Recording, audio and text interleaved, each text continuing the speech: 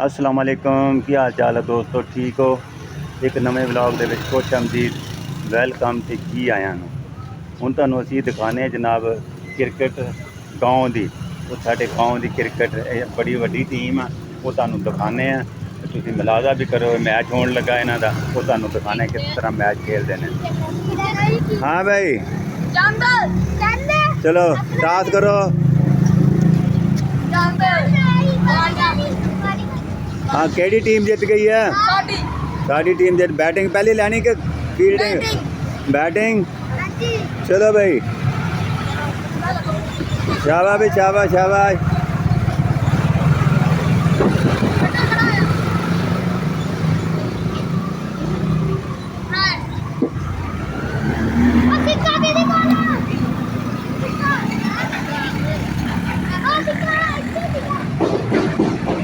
शाबाश, जल्दी जल्दी रन बनी जाने, जल्दी ले आ।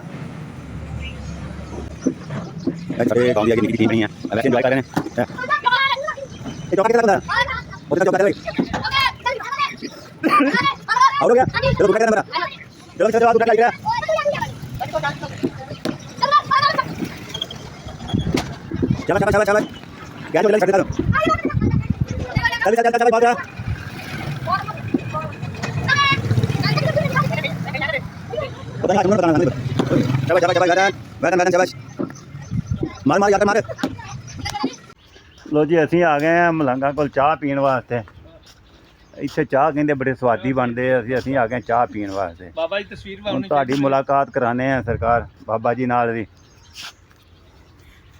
बाबा जी की हाल चाल है? ठीक हो?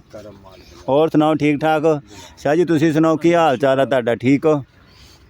आ देखो जी, इधर चाह दा समान पिया वा। चाह कहंदे बड़ी इत्थे घैंट बनदी है। ते हुण चाह बनेगी ना ते चाह पीनी। असीं चाह बनदी भी तुहानूं दिखावांगे कि मलंगां दी चाह किद्दां बनदी है।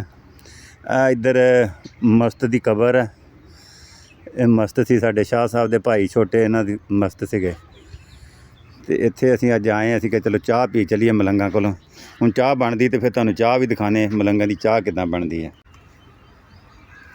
ਪੂਰੀ ਵੀਡੀਓ ਚਾੜੂੰਗਾ ਬਾਬਾ ਦੇ। ਮਲੰਗਾਂ ਦੀ ਚਾਹ ਤਾਂ ਹੁੰਦੀ ਹੈ ਜੀ ਕਹਿੰਦੇ ਇੱਦਾਂ ਦੀ।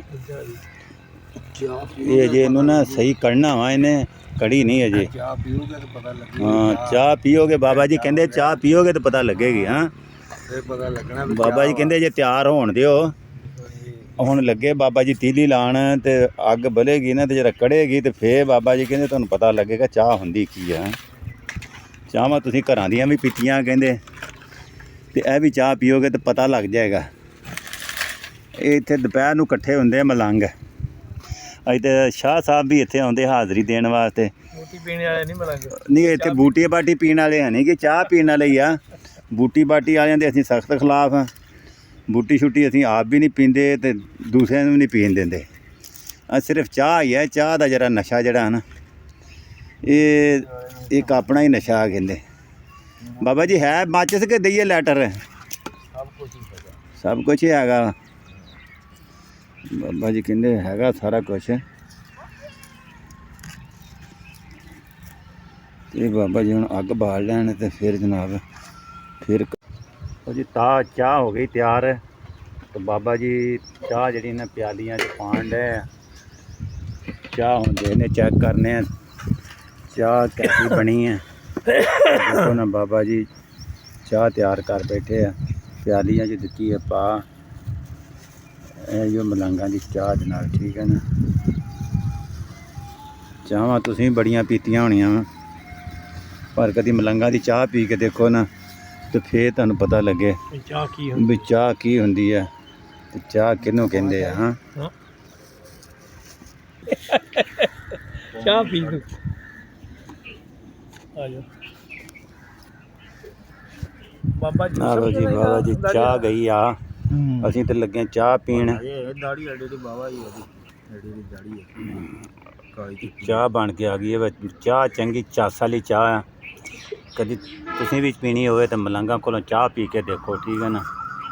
ਫਿਰ ਤੁਹਾਨੂੰ ਪਤਾ ਲੱਗੇ ਚਾਹ ਕਿੱਦਾਂ ਦੀ ਚਾਹ ਹੁੰਦੀ ਹੈ। ਚਾਹ ਤਾਂ ਵੈਸੇ ਵੀ ਬੜੀ ਪੀਂਦੇ ਰਹਿੰਦੇ, ਚਾਹਾਂ ਪੀਂਦੇ ਰਹਿੰਦੇ ਹਨ, ਪਰ ਮਲੰਗਾਂ ਦੀ ਚਾਹ ਦਾ ਇੱਕ ਆਪਣਾ ਹੀ ਮਜ਼ਾ ਹੈ, ਠੀਕ ਹੈ ਨਾ। ਕਦੀ ਚੱਕਰ ਲੱਗੇ ਕਿਤੇ ਆ ਇੱਥੇ ਕਿਹੜਾ ਪੁਲ ਆ ਜੀ? ਇਹ ਚੰਨਣਕਿਆਂ ਵਾਲਾ ਪੁਲ। ਇਹਦੇ ਤੇ ਡੇਰਾ ਆ, ਕਦੇ ਚੱਕਰ ਲੱਗੇ ਜਨਾਬ ਤੇ ਇੱਥੇ ਹਾਜ਼ਰੀ ਦਿਓ, ਇੱਥੇ ਚਾਹ ਪੀਓ। ਦੁਪਹਿਰ ਨੂੰ ਚਾਹ ਦਾ ਦੌਰ ਚੱਲਦਾ ਹੈ। ਜਦੋਂ ਵੀ ਆਓ ਤੁਹਾਨੂੰ ਚਾਹ ਕੋਈ ਨਹੀਂ ਮਿਲ ਜਾਏਗੀ, ਟੈਨਸ਼ਨ ਨਹੀਂ ਲੈਣੀ। ਤੇ ਕਦੀ ਚੱਕਰ ਲਾਓ ਤੇ ਚਾਹ ਪੀ ਕੇ ਦੇਖੋ। ਇੱਥੇ ਚਾਹ ਤੋਂ ਖਾਲੀ ਨਹੀਂ ਬੰਦਾ ਜਾਂਦਾ। ਚਾਹ ਤੋਂ ਖਾਲੀ ਬੰਦਾ, ਬਾਬਾ ਜੀ ਕਹਿੰਦੇ ਚਾਹ ਤੋਂ ਖਾਲੀ ਨਹੀਂ ਜਾਣ ਦੇਈਦਾ। ਤੇ ਕਦੀ ਆਓ ਤੇ ਇਨਸ਼ਾਅੱਲਾ ਚਾਹ ਪੀ ਕੇ ਦੇਖੋ, ਤੁਹਾਨੂੰ ਚਾਸ ਆਏਗੀ ਇਨਸ਼ਾਅੱਲਾ। ਲੋ ਜੀ ਅਸੀਂ ਤਾਂ ਹੁਣ ਚੱਲੇ ਵਾਪਸ, ਚਾਹ ਸ਼ਾਹ ਲਈ ਪੀ। ਹੁਣ ਨਮਾਜ਼ ਦਾ ਟਾਈਮ ਹੋ ਗਿਆ, ਅਸੀਂ ਪੜ੍ਹਨੀ ਹੈ ਨਮਾਜ਼। ਭਲਵਾਨ ਸਾਹਿਬ ਵੀ ਆ ਗਏ, ਲੇਟ ਆਏ ਸੀਗੇ ਜਰਾ, ਪਰ ਆ ਗਏ ਆ ਹਾਜ਼ਰੀ ਦੇਣ ਵਾਸਤੇ, ਇੱਥੇ ਆ ਗਏ ਲੇਟ। ਹੁਣ ਅਸੀਂ ਚੱਲੇ ਨਮਾਜ਼ ਪੜ੍ਹਨ, ਨਮਾਜ਼ ਪੜ੍ਹ ਲਈਏ ਇਨਸ਼ਾਅੱਲਾ ਫਿਰ ਮੁਲਾਕਾਤ ਕਰਾਂਗੇ। ਸਾਨੂੰ ਇਜਾਜ਼ਤ ਦਿਓ ਉਨੀ ਦੇਰ ਤੱਕ, ਸਾਡੇ ਨਾਲ ਜੁੜੇ ਰਹੋ, ਇਨਸ਼ਾਅੱਲਾ ਮੁਲਾਕਾਤ ਹੁੰਦੀ ਰਹੇਗੀ। ਇਹ ਆਬਾਦੀ ਦੀ ਖੂਬਸੂਰਤ ਛੋਟੀ ਜੀ ਮਸਜਿਦ ਹੈ ਜੀ। ਹੁਣ ਅਸੀਂ ਮਸਜਿਦ 'ਚ ਚੱਲੇ, ਨਮਾਜ਼ ਪੜ੍ਹ ਕੇ ਫਿਰ ਤੁਹਾਡੇ ਨਾਲ ਮੁਲਾਕਾਤ ਕਰਨੀ ਹੈ।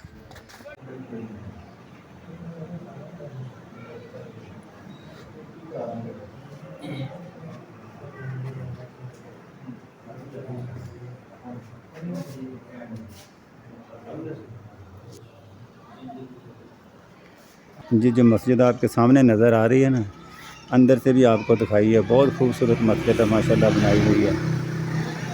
लेकिन इस मस्जिद को देख के ना, वही जो कहते हैं शेर याद, कोई किसी ने लिखा हुआ शेर याद आ गया।